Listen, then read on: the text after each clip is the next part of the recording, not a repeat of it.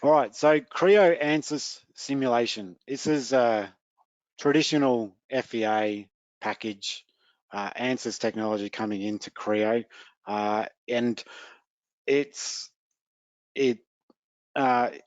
you're familiar with traditional FEA, what it is, what it does, it does sort of the same job as CSL that we just talked about, but it does it.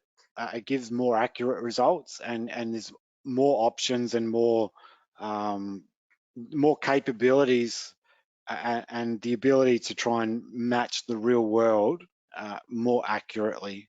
Okay, so solutions typically take a little bit longer, but the accuracy is there. Okay, let's have a look at this, and then we'll come back and we'll talk about all the different the differences between the three different packages that PTC offers.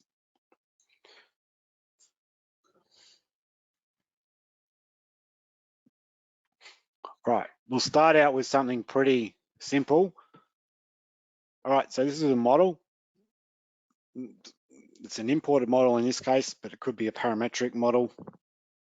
If we go to the applications tab, we go to Ansys simulation. Okay, it's asking us what sort of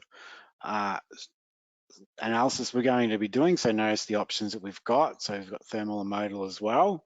In this case, we're just going to be doing structure. What I'm going to do first is I'm going to create some constraints. So there's going to be some fixings here in this particular model that I'm placing there. We're going to be placing a force on this end, and this is going to be, in this case, let's say the minus Z direction, so minus 100 newtons. All right, we go okay, and we go run. So this is a different environment. As you can see, it's got a ribbon as well, but it's a sort of a separate environment. It's all very, very similar in a way with what we need to do. We need to apply loads, constraints, material properties. Okay, so that's still running now. It's telling me down the bottom here, it's still running. So we're just going to wait a moment while that happens. Okay, and that's done. So we've generated some results here. And so let's look at the von Mises stress. Okay, so we're looking on screen there. We've got a stress, if we make it into megapascals, a stress of 8 megapascals, so very, very low stress. We've got a point where the maximum is, it's shown in that red circle, where the minimum is in that blue circle. Okay, and that's a really, really simple part. We have a whole bunch of other options we can do here. So we can, create additional results. Now we're going to create another von Mises stress, and we might say okay. And what we need to do here is just to update the results. Now this advanced results gives us some additional capabilities. So once that's generated, so we're not re-solving the model here, we're just regenerating the new results for it. And what we can do with that, we can start to look at the mesh. Okay, and you can see that's the mesh we got, and that happened automatically. I didn't need to generate that, but if I wanted to have some more control over the mesh, then there are some other additional meshing tools you can use. So if we go to like mesh controls, we've got things by global mesh size. We can refine it locally if there's an area that we're concerned about. And then this is a slider bar. So this is, we could say, make it slightly higher resolution. So that's just a, really quick and easy way to do that. Okay, so if I wanted those results to be calculated, I would need to then resolve the model, which is fairly straightforward. But what we're seeing on here now is sort of the exaggerated displacement of the model. Okay, So there are other things we can do in here as well. So that's a really simple part. Let's jump across to an assembly.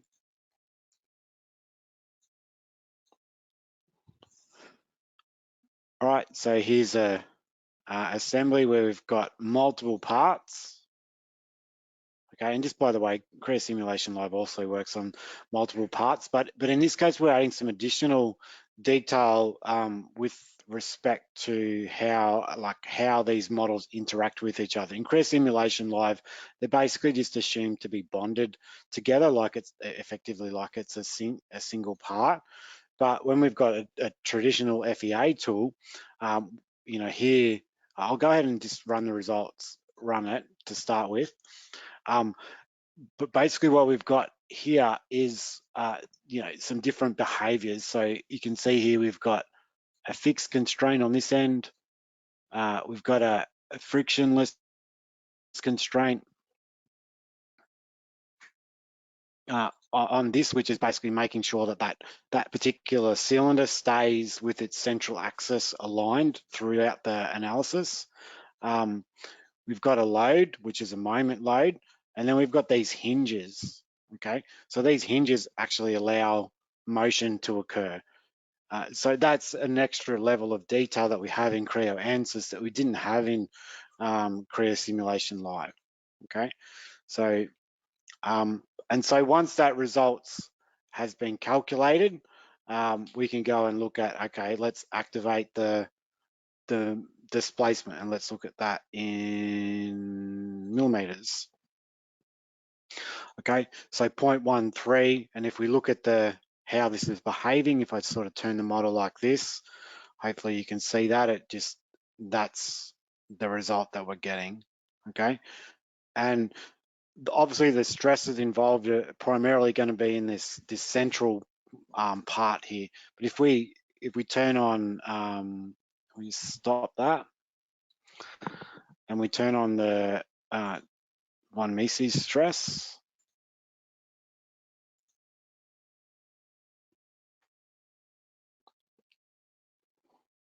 Okay, we can see, where the stress is going to be, and based on that deformation and what we've talked about, that's probably expected that the stress is going to be high there. All right, but sometimes it can be difficult to interrogate the models, and when you're looking at a large assembly, you want to see just results from a certain part or a certain set of surfaces. So what I can do is I can say, okay, let's define a new result, and here what I want to use is a body, okay, which is this. And so bodies are important from Creo 7 onwards. And now this is an assembly, but even if it was a part, we could do the same thing. We can select a body. Now it's telling me the results are out of date, but I just need to do an update because I've added a different result view, basically. It doesn't take very long. And then once I've added that in, if I activate that, you can see now here's my displacement in millimeters. Okay, probably what I want to look at, if I'm honest, if I didn't make a mistake, would be to do the von Mises stress for that component, and once again update the results. Okay, and then once that's done, activate that, and then you can see how we can just look at the results for a particular part, and you can choose different surfaces and combinations of models and all that sort of stuff. So yeah, we can. So there's lots more options than what I've shown you today, of course, but that's just a really introduction to Creo Ansys.